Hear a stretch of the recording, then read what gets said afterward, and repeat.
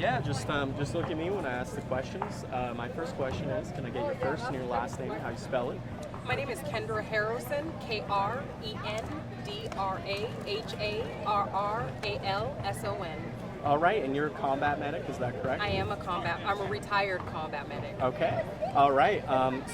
First and foremost, I mean, the Mission Act, the PACT Act, they had to do with healthcare for veterans. I mean, you were in the field.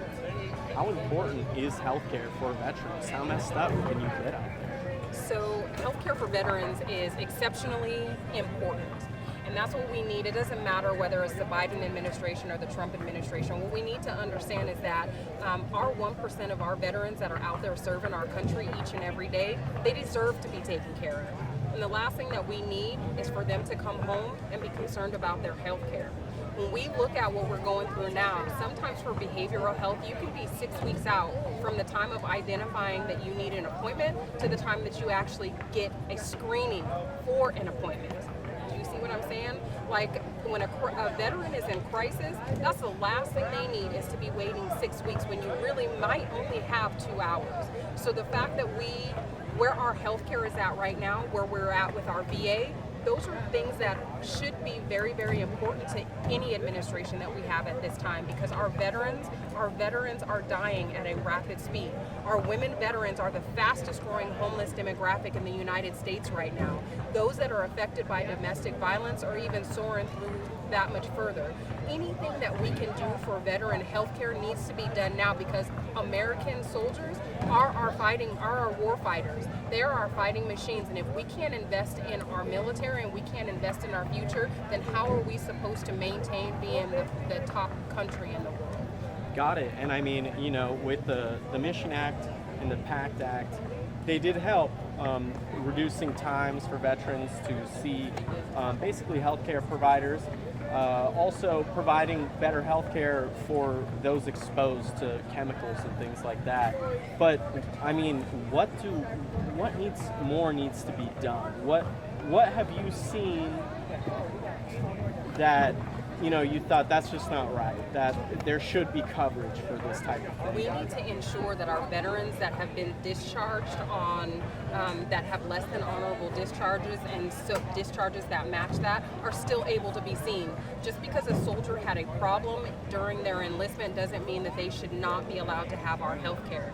There are so many people out there that deserve great health care that served on our front lines, and it's either they don't know the benefit exists, there is lack of access to the benefits, or the fact that they're scared to apply for the benefits because it's overwhelming and daunting. What we need is people on the streets and people willing to speak up, and our DAVs and our VFWs and all of our veteran service organizations, we need more volunteers and more people speaking out so that our voice is numbered. When our voices are higher in number, the louder it is for those people that need to hear it.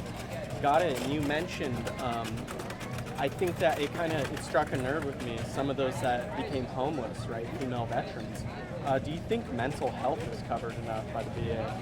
So I think what we haven't realized thus far is that VA has taken, thanks to a lot of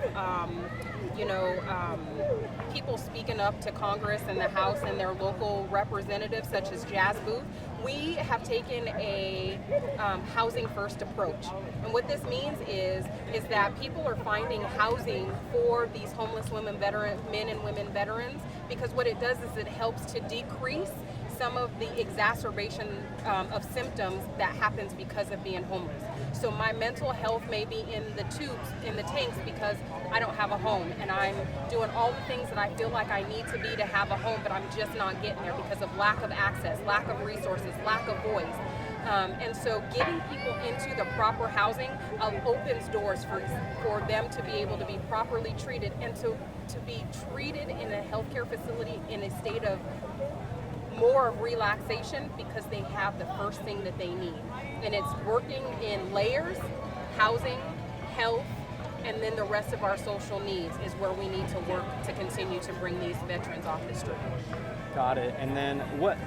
That being said, what do you think about these two acts that were passed by both Biden and Trump at different times? The PACT Act, which is providing better coverage for those exposed to chemicals. I know burn pits were a problem at one point. What do you think about that one first? So with the PAC Act, what I think is that I think we spent 20 years at war. We can't spend 1 or 2 trying to recover those people that have been affected by it. We need to give longer for those that are affected by it. We need to do better research that with those that have signed up that have been affected by it.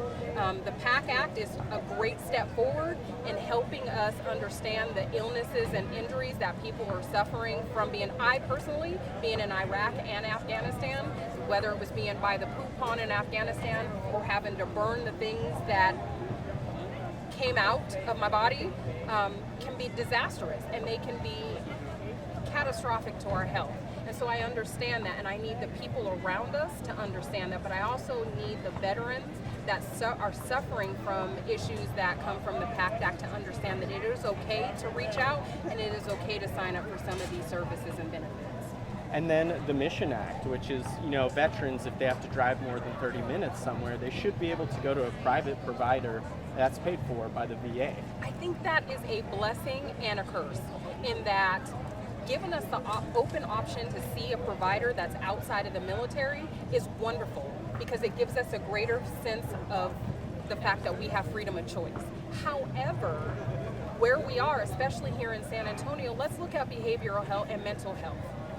We can be put out and referred out to one of these providers out here, but we are overwhelming the local economies in each and every state. How am I supposed to get mental health if there are not enough mental health providers, whether it's behavioral health for the civilian or whether it's behavioral health for the military?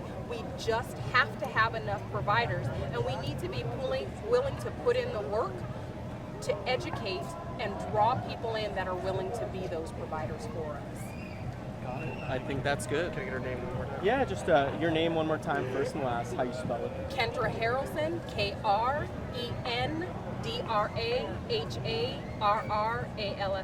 Oh, and one more thing, what did you win? I am the reigning Mrs. Texas Universe, and I will compete again for Mrs. Universe in the spring. Okay. And did you win that today?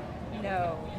It's a title that I've had now for a few months, and I am honored as Mrs. Texas Universe TCP. I am an ambassador for the Pledge Campaign Foundation, where we aim to bring awareness to domestic violence, and we aim to bring resources to those that are in need, along with my platform, Continuing Courage, which stands on assisting homeless women veterans for resources and awareness. Got it. Thank you All so right. much. Thank you.